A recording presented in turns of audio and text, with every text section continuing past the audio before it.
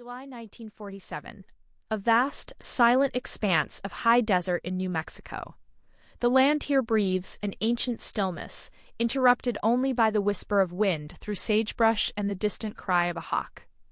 Life moved slowly in these parts, a rhythm dictated by the sun and the rugged landscape. But in the summer of that year, this quiet corner of America was about to become the epicenter of a story that would forever change our understanding of the skies above. A story that would embed itself deep within the collective consciousness, morphing from a local curiosity into a global phenomenon. It began, as so many legends do, with an ordinary man and an extraordinary discovery. William Brazel, better known as Mac, a foreman on the Foster Ranch, was out checking fences after a particularly violent thunderstorm. The date was July 2nd, perhaps July 3rd, 1947. What he found scattered across miles of his employer's pasture wasn't debris from a conventional aircraft, nor the remnants of a terrestrial storm. This was something else entirely. The wreckage was unlike anything he had ever seen. Fragments of lightweight yet incredibly strong material glinted under the harsh desert sun. There were pieces of what looked like balsa wood, incredibly thin, but resisted to bending, alongside metallic scraps that felt like aluminum foil, yet could not be dented or torn. Some pieces bore strange, indecipherable symbols, a hieroglyphic script that seemed alien to any known language. Mac Brazel, a man of the land, instinctively knew this was no ordinary crash. He collected some of the most peculiar pieces, storing them in his shed, grappling with the profound strangeness of his find. Days later, on July 8th, Mac Brazel finally took some of the debris to Sheriff George Wilcox in Roswell. The sheriff, equally bewildered, contacted the nearest military base, the Roswell Army Airfield, home of the 509th Bomb Group, the world's only atomic bomb unit. Major Jesse Marcel, the intelligence officer, was dispatched to the ranch. What Marcel saw and collected further solidified the growing conviction that this was no ordinary object. He spent hours gathering the scattered fragments, his military training failing to provide any conventional explanation for the material before him. The very same day, the Roswell Army Airfield, through its public information officer Walter Hott, issued a press release that would reverberate across the globe. The headline, carried by newspapers nationwide, declared, "RAF captures flying saucer on ranch in Roswell region." The statement read, in part, "The many rumors regarding the flying disc became a reality yesterday when the intelligence office of the 509th Bomb Group, Roswell Army Airfield, was fortunate enough to gain possession of a disc." The world held its breath. For a brief, electrifying moment, the impossible had become official. The military had acknowledged a flying disc. But the electrifying moment was fleeting. The official narrative, barely hours old, was abruptly and dramatically rescinded. Within an afternoon, the story underwent a complete transformation. Major Marcel was ordered to Fort Worth Army Airfield in Texas, along with the collected debris. There, Brigadier General Roger Ramey, commander of the 8th Air Force, held a press conference. Before the cameras, Ramey displayed what he claimed were the true remnants of the crash, a weather balloon, complete with a radar reflector. The sophisticated flying disc of the morning was now, unequivocally, a simple weather device. Major Marcel, standing beside General Ramey, was photographed holding pieces of the alleged weather balloon, a stark contrast to the exotic fragments he had initially collected. The message was clear, delivered with military authority. There was nothing unusual to see here. The initial excitement was dismissed as a misunderstanding, a misidentification by inexperienced personnel. The press, initially captivated, largely accepted the new explanation, and the story, for many, faded into the background. Yet, for those directly involved, the official explanation rang hollow. Major Marcel would later recount the profound difference between the material he recovered from the ranch and the flimsy rubber and balsa wood presented by General Ramey. He described being forced to participate in a charade, holding up pieces of a common weather balloon that bore no resemblance to the extraordinary wreckage he had personally retrieved. The seeds of doubt were sown, not just in Marcel's mind, but in the minds of other witnesses who had seen the true debris. Over the ensuing decades, these doubts would fester and grow, fueled by an increasing number of individuals willing to speak out.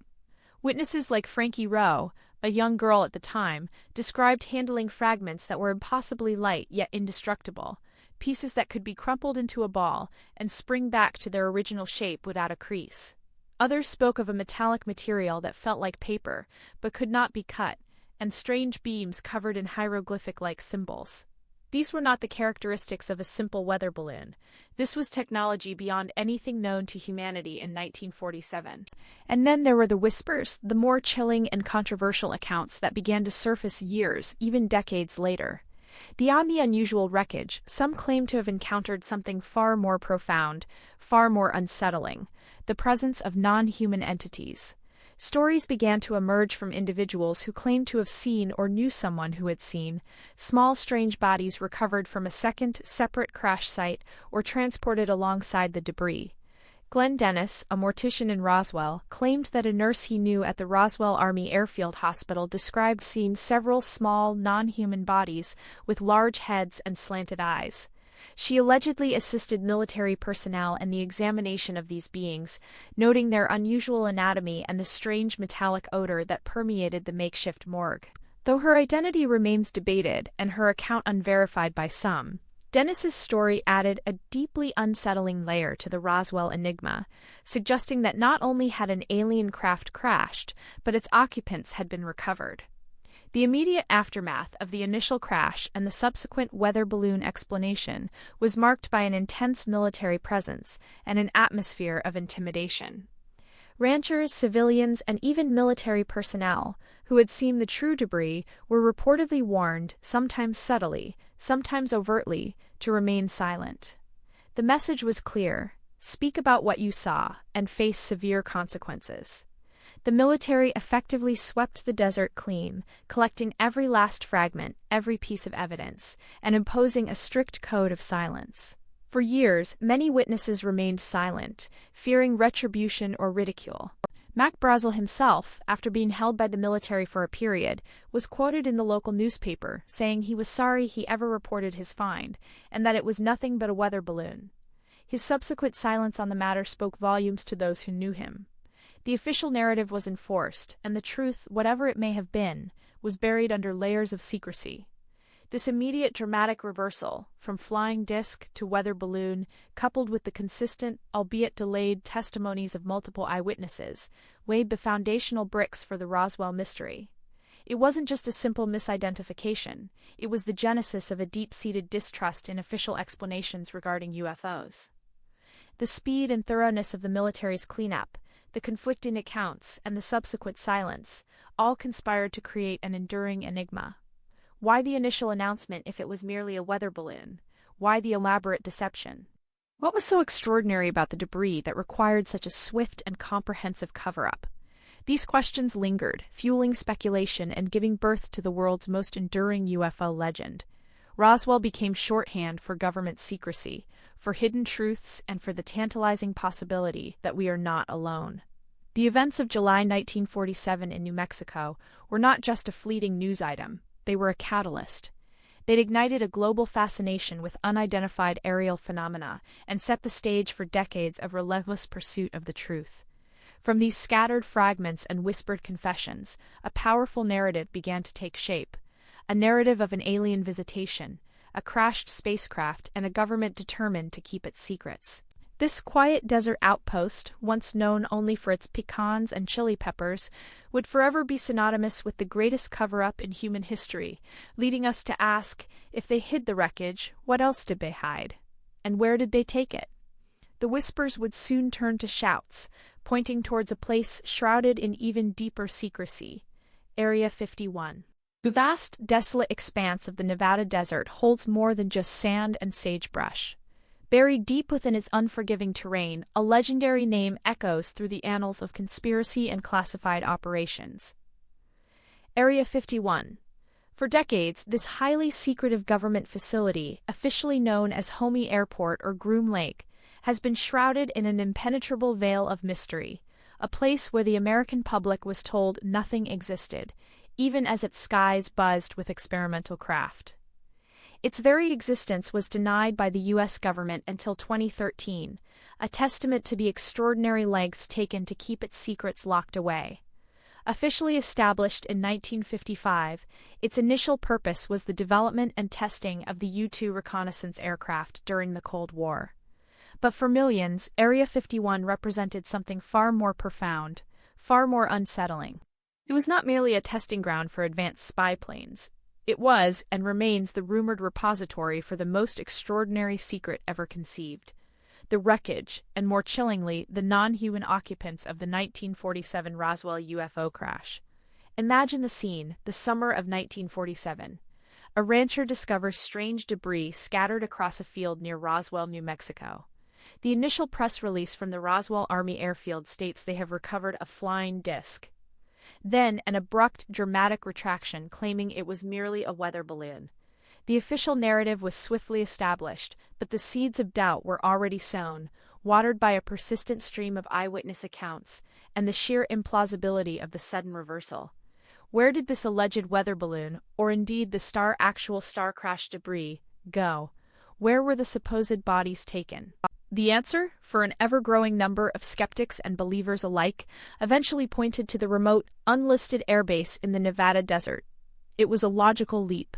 If the government was indeed hiding something of such monumental significance, a discovery that would irrevocably alter humanity's understanding of its place in the cosmos, it would require a location utterly devoid of public scrutiny, a place where the most advanced scientific minds could work in absolute secrecy, unburdened by ethical committees or public outcry. Area 51, with its vast restricted airspace and layers of security, fit the description perfectly. It became the shadow base, the ultimate black site, where the remnants of an alien civilization were allegedly dissected, studied, and reverse-engineered. For years, whispers circulated, tales of incredible technology being developed there, propulsion systems far beyond human comprehension. While figures like Bob Lazar would later emerge claiming to have worked on alien spacecraft propulsion systems at a subsidiary site known as S4, located near Area 51, the most disturbing and persistent rumors centered not just on the technology, but on the beings themselves. The idea that non-human biological entities, recovered from the Roswell crash site, were being kept and studied within the confines of Area 51 became the bedrock of modern UFO mythology. Then in 1995, the world was shaken by a video that appeared to offer definitive proof. Ray Santilli, a London-based film producer, unveiled what he claimed was genuine footage of an alien autopsy. The grainy black-and-white film, allegedly shot by a military cameraman in 1947, showed medical examiners performing an examination on a seemingly non-human entity. The creature on the slab possessed the features that had become synonymous with alien encounters. A bulbous, oversized head, large, dark eyes, a slender body, and 6 fingers on each hand. It was a disturbing, mesmerizing spectacle. The film ignited a global firestorm. Was this the smoking gun? Had the truth finally been revealed? Experts and skeptics meticulously analyzed every frame, debating its authenticity. Some pointed to inconsistencies in the medical procedures, the equipment, even the alleged film stock itself. Others, however, saw in the footage a chilling confirmation of what they had long suspected. The global media was consumed by the controversy, and the narrative of alien bodies hidden by the government gained unprecedented mainstream traction. The controversy raged for over a decade until in 2006, Santilli himself admitted that the film was largely a reconstruction. He claimed he had acquired fragments of genuine footage and had recreated the rest using a dummy and prosthetics to fill in the gaps. While this admission dealt a significant blow to the film's credibility, it did not entirely quell the belief for everyone. For many, the very existence of such a detailed hoax, designed to mimic what people believed star and alien looked like, only reinforced the idea that the government's secrecy had created a vacuum that such fabrications could easily fill. It proved the public's appetite for the truth about alien life, and its deep-seated distrust of official narratives.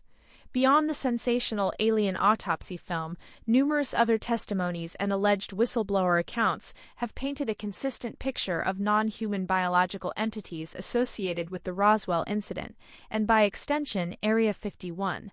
Colonel Philip J. Corso, a former U.S. Army intelligence officer, published his controversial memoir The Day After Roswell in 1997. Corso claimed he was involved in a secret government program that reverse-engineered alien technology recovered from the 1947 crash. While his book focused more on technology transfer, he also spoke of the recovery of non-human entities, describing them as small gray beings. Other alleged witnesses, often anonymous or speaking under pseudonyms, have come forward over the years, claiming to have seen or heard about these beings. Their descriptions often converge: small stature, gray or pale skin, large craniums, disproportionately large eyes, and an absence of hair. These accounts, whether from former military personnel, scientists, or alleged government insiders, form a powerful, if unverified, tapestry of testimony. They speak of clandestine laboratories, cryogenic preservation, and ongoing biological studies conducted in the deepest recesses of facilities like Area 51. The sheer consistency of these descriptions across disparate sources and decades is remarkable. It suggests either a deeply ingrained cultural archetype or, for believers, a shared, suppressed truth.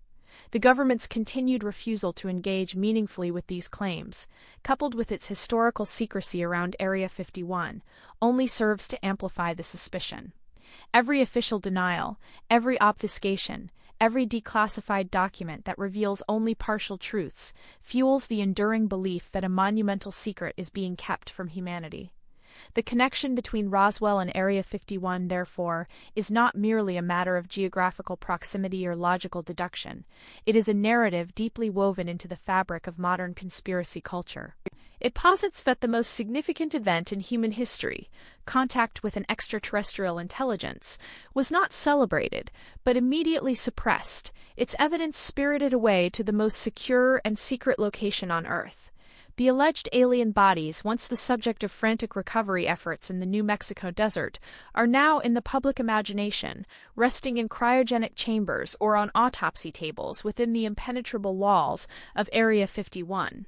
The question persists, haunting the collective consciousness: what truly lies beneath the sands of Groom Lake? Are the gray, large-eyed beings from Roswell still there, silent witnesses to a scientific endeavor beyond our wildest dreams, or perhaps a chilling testament to humanity's capacity for secrecy?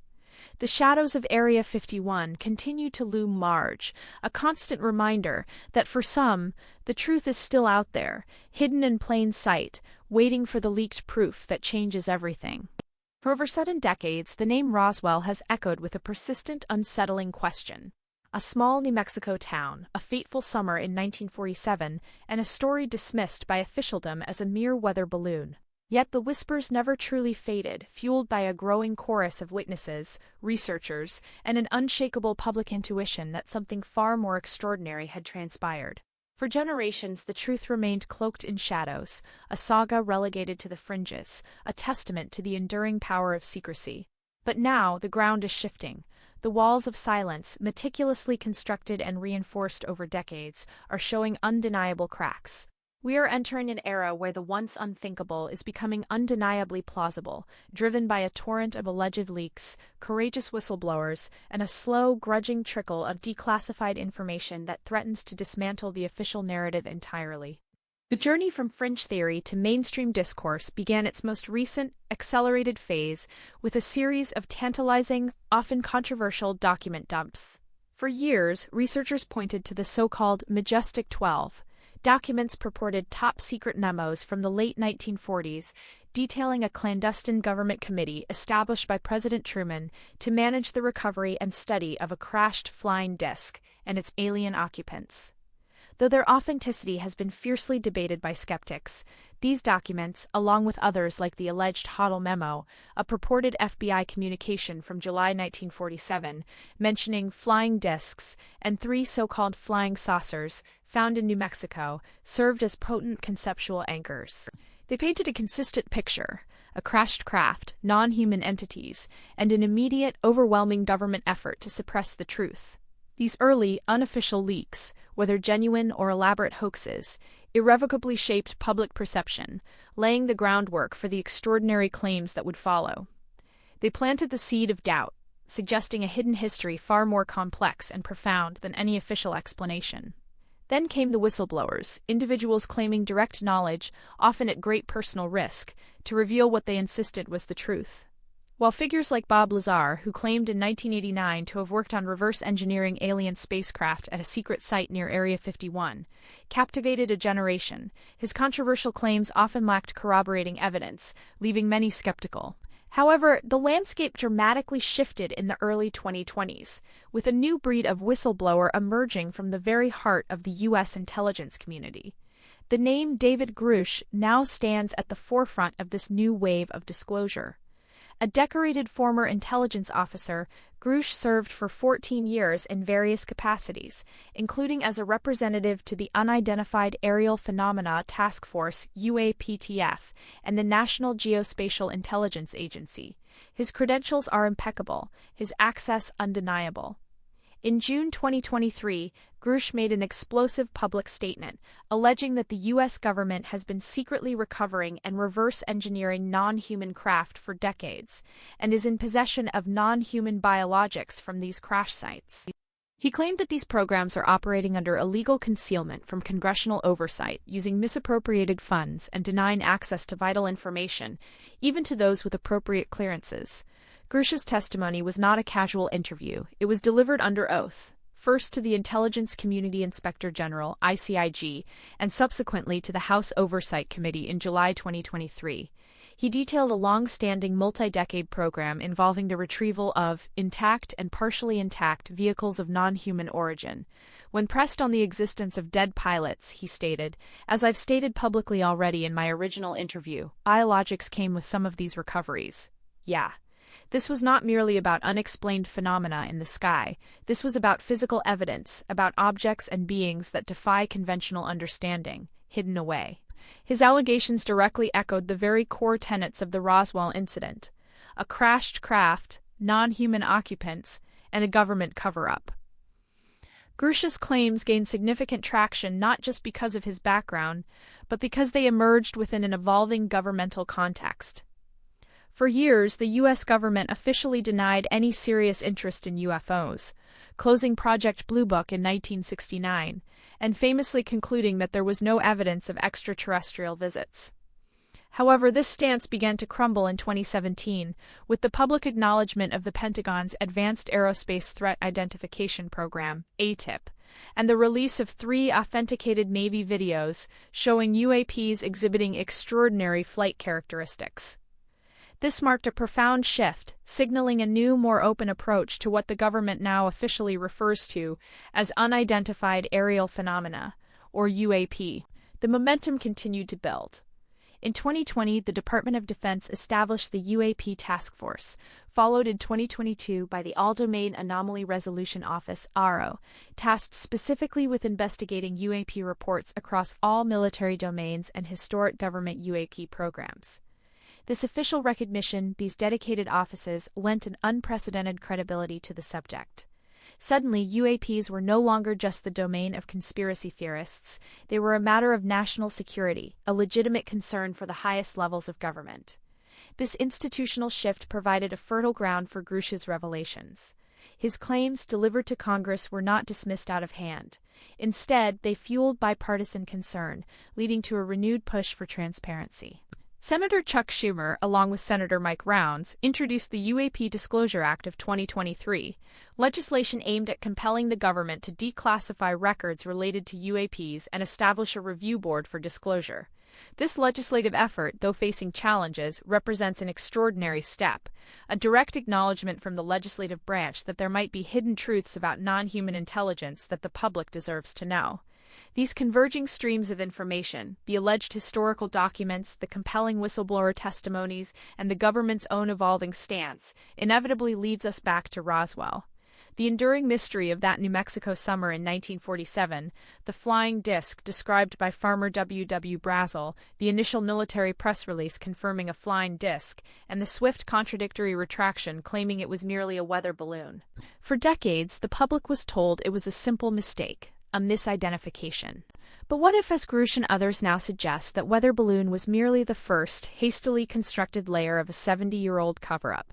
The non-human biologics Grush spoke of, recovered from crash sites, directly correlate with the long-standing, steadfast claims of Roswell witnesses who spoke of small gray bodies found amidst the wreckage.